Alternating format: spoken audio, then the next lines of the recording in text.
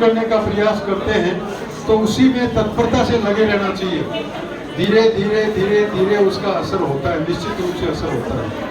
और इस दौरान जब हम इस यात्रा में निकलते हैं तो कई तरह के विघ्न भी आते हैं, लेकिन विघ्नों की परवाह किए बिना लगातार चलते रहना, लगातार चलते रहना, इसी में सार है और इसी में सफलता भी है।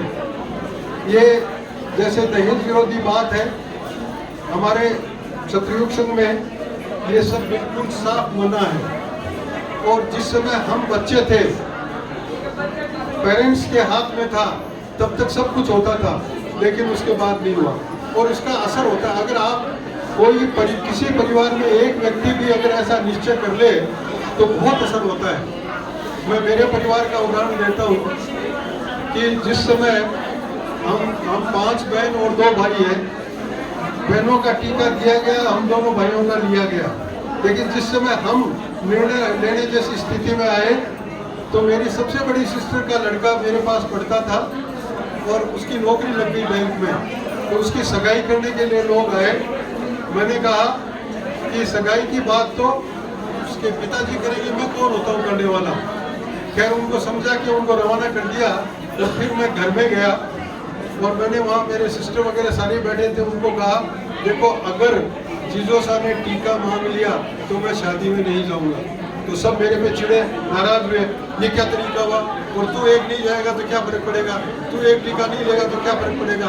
खैर मैंने कहा मैं किसी दूसरे पे फर्क पड़ता है नहीं पड़ता है उससे मतलब नहीं है, मैं मेरी बात कह रहा हूँ कि मैं नहीं जाऊँगा।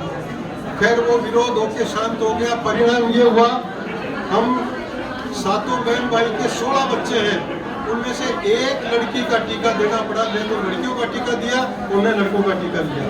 तो असर होता है। अगर हम परिवार में दृढ़ निश्चय के साथ लग जाए तो निश्चित रूप से असर होगा।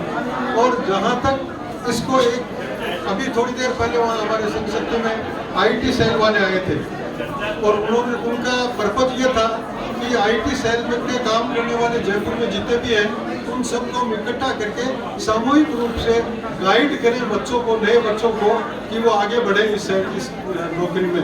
और इस तरह की ट्रेनिंग भी दें, साल भर तक या 5 महीने तक, 6 महीने तक उनको मुफ्त में ट्रेनिंग दें। इस तरह का उनका विचार है। तो कितना सुंदर विचार है।